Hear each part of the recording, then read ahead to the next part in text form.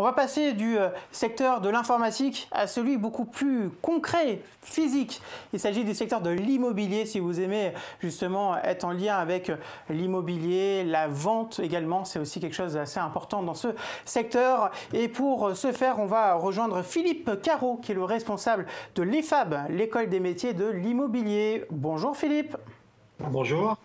Alors Philippe, tout d'abord, est-ce que vous pouvez vous présenter l'EFAB en quelques mots ?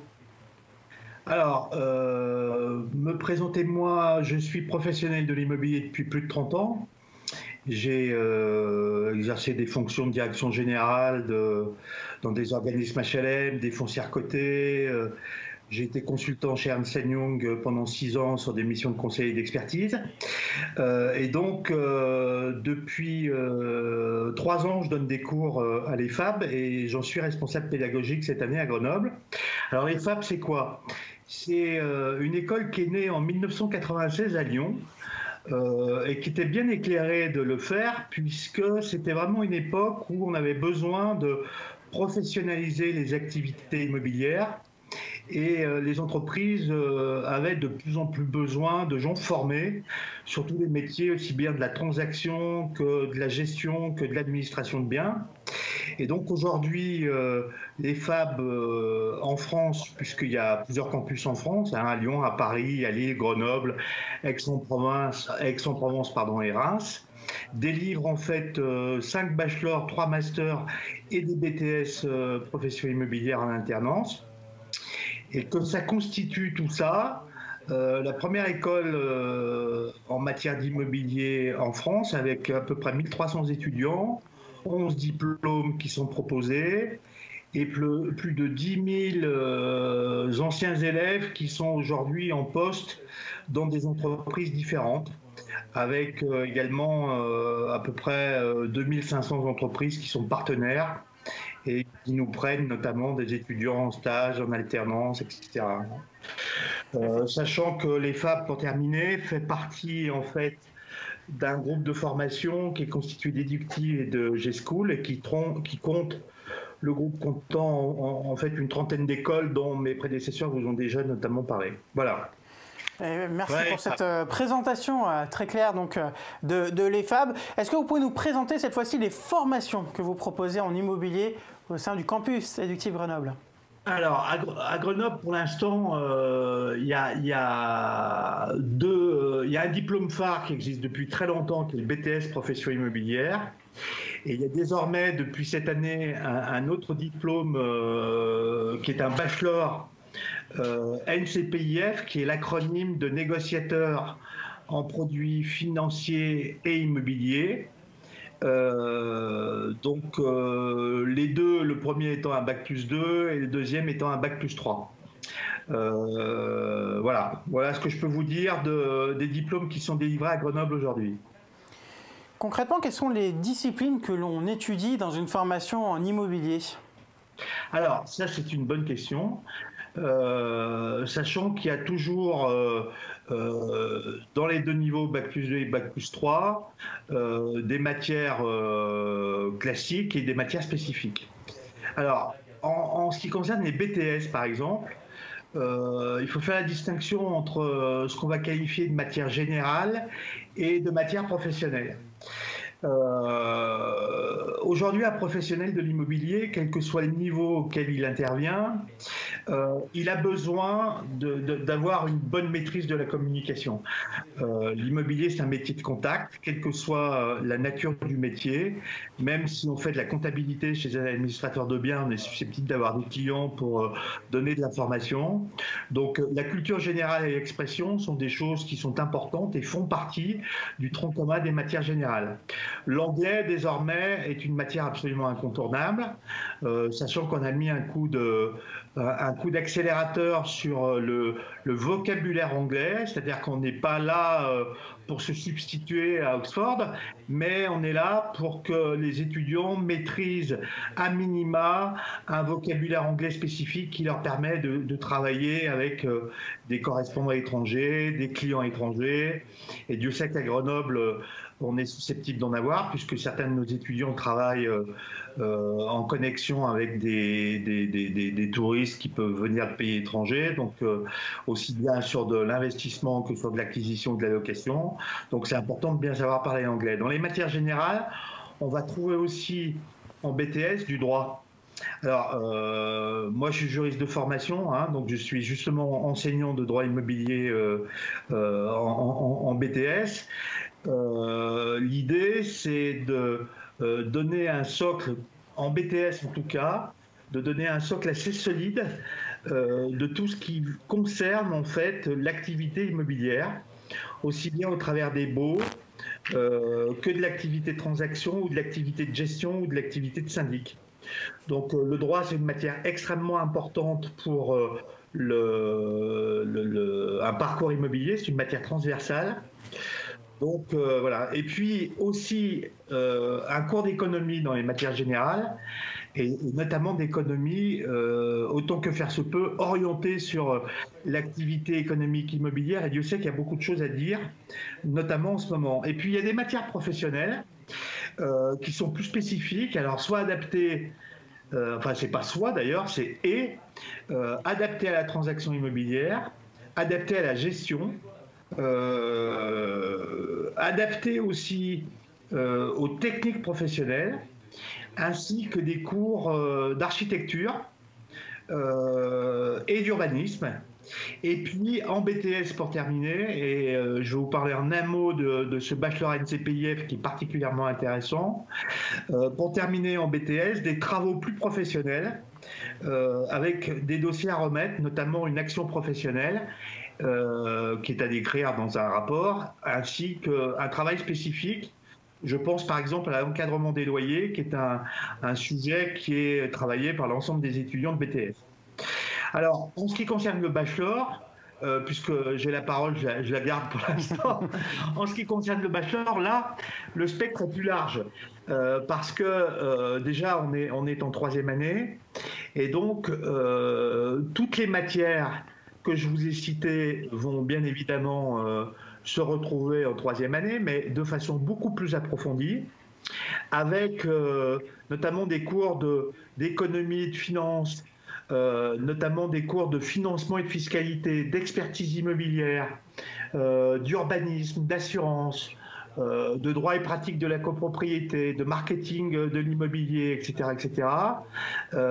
Toute matière qui est susceptible d'enrichir le parcours et de permettre aux étudiants qui vont sortir avec ce diplôme de s'adapter à pas mal d'environnements professionnels. Alors j'ai une question, Philippe, effectivement.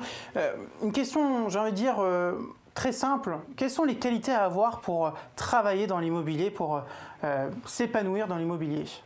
Alors, comme je vous disais tout à l'heure, il n'y a pas un métier dans l'immobilier. EY avait fait une étude très approfondie sur les métiers de l'immobilier en France et le poids du secteur immobilier dans le produit intérieur brut national, qui représente à peu près, attention, je ne parle pas de bâtiment, je parle d'immobilier, qui représente à peu près 10% du PNB national. Donc dans l'immobilier, vous avez aussi bien des métiers qui sont très orientés clients, notamment évidemment la transaction, et puis des métiers qui sont un peu plus des métiers de back-office, hein, des métiers de gestion, des métiers de syndic, etc., etc. Donc les qualités requises d'un point de vue personnel sont évidemment différentes en fonction des métiers que vous allez exercer. Ceci dit, j'ai tendance à penser, au regard de mon parcours professionnel, que la curiosité est une qualité requise dans l'immobilier, parce que dans l'immobilier, comme vous l'avez vu, il y a énormément de matières. On a tendance à avoir une vision un peu réductrice des métiers de l'immobilier. On pense toujours à agent immobilier et rien d'autre, mais en réalité, il y a énormément de choses dans l'immobilier, du droit, de la fiscalité, de la technique, du commercial, de la finance, de la compta, etc. Et donc, il faut être curieux. Pour les gens qui, évidemment, se destinent à des métiers face aux clients, la qualité de communication, la qualité de synthèse, la présentation, etc., sont des choses qui sont absolument fondamentales. Pour les NCPIF, moi, je rajouterais quelque chose qui me paraît très important, c'est la qualité de conseil. C'est-à-dire cette capacité à se mettre à la place du client, à bien poser un diagnostic sur son patrimoine, ses problématiques, ses objectifs d'investissement, etc. Et donc, vous voyez que les qualités, en fait, elles sont assez larges. Ceci dit, on ne peut pas demander à des étudiants, en tout cas pour les BTS, qui sortent d'un bac, d'avoir toutes ces qualités. On est aussi là pour les développer à leur côté. Alors Philippe Carreau, il y a aussi un enjeu qui a d'ailleurs été révélé aussi dans beaucoup de secteurs avec la crise sanitaire, c'est la digitalisation et aussi la digitalisation dans l'immobilier. J'imagine que c'est un enjeu important pour vous. Comment vous préparez vos étudiants justement à s'adapter à ces nouveaux modes de communication et de commercialisation également? Alors, vous avez raison de souligner que la digitalisation est partout désormais. Alors, faut voir ce qu'on met derrière le mot digitalisation. Là, en ce moment, on fait du digital. On fait du digital parce que on est contraint par la Covid et que, au lieu de se parler en présentiel, on se parle comme ça. Donc, là, je pense que les étudiants n'ont pas besoin de nous parce que cette génération est très à l'aise sur tous les produits digitaux et tous les produits numériques. L'enjeu de digitalisation au sein des structures immobilières, il est un peu différent. Il a pour objectif le partage d'informations, il a pour objectif la transparence sur les activités, il a pour objectif de donner à voir aussi quelles sont les activités de l'entreprise, quels sont ses produits, quels sont ses services, etc., etc. Donc ça veut dire que notamment sur des matières comme le marketing de l'immobilier, il est évident que les étudiants doivent avoir en tête le panel de tout ce qui est possible, souhaitable et l'utilité que ça peut présenter pour les différentes activités immobilières. Quelles que soient les activités immobilières, hein, je pense par exemple au métier de syndic où il y a des obligations professionnelles d'information des copropriétaires qui supposent de mettre tout un tas de choses sur le numérique. En ce qui concerne notre enseignement, je pense qu'un certain nombre de matières conviennent très bien à l'enseignement immobilier. Je pense notamment à des supports qu'on met à leur disposition sur un certain nombre de matières. Je pense qu'on a d'autres. Et il faut un bon mix entre la digitalisation et le présentiel en ce qui concerne l'enseignement, et c'est ce qui me paraît très important à EFAB.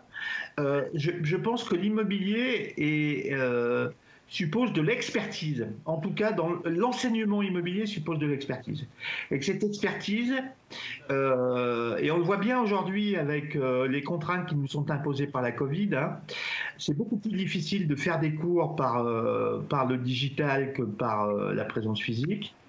Mais l'interactivité entre les étudiants et les profs, enfin les intervenants, est à mon avis une vertu absolument cardinale pour que les étudiants qui ont besoin, qui apprennent aussi par l'exemple, acquièrent en fait toute la substantifique moelle de ce qu'on peut leur communiquer au cours des enseignements. Je ne sais pas si j'ai bien répondu à votre question, mais en tout cas... c'est de manière voilà, très exhaustive, comme d'habitude, effectivement. J'ai une question, un dernier point à aborder avec vous, c'est la relation entre votre formation, les étudiants, et le monde professionnel. On l'a vu d'ailleurs dans les slides pendant que vous parliez, il y a un lien fort, puisqu'il y a 80%, il me semble, d'intervenants professionnels qui interviennent dans le cadre de vos formations. Concrètement, comment ce monde professionnel il va s'emboîter avec vos formations? Est-ce que vos étudiants doivent suivre une alternance, des stages? Comment ça se passe concrètement? Oui, alors, il y a pour les NCPIF notamment, enfin le bachelor NCPIF, hein, il y a pour la plupart une alternance. Hein, donc, ça veut dire que ça commence en septembre, ça finit en septembre de l'année d'après, et il y a une présence en entreprise sur un rythme grosso modo qui est une semaine à l'école et 2 ou 3 semaines en entreprise. Pour les BTS, c'est pareil. En première année, vous avez 2 jours à l'école et 3 jours en entreprise. Et en deuxième année, vous avez le même rythme. Donc on voit bien, si vous voulez, à quel point, notamment en matière d'immobilier, les choses s'apprennent aussi beaucoup sur le terrain. Donc en fait, là où ça matche bien entre la présence sur le terrain et puis l'école, c'est qu'en fait, nous, on est là pour leur donner toutes les matières théoriques, mais aussi les échanges d'expérience qu'ils vont pouvoir mettre en pratique à l'intérieur des entreprises dans lesquelles ils sont stagiaires ou alternants. Et en fait, je pense que c'est la meilleure façon de se préparer, parce qu'in fine, l'enseignement n'a qu'un objectif, c'est de permettre plus facilement de s'insérer dans le monde professionnel.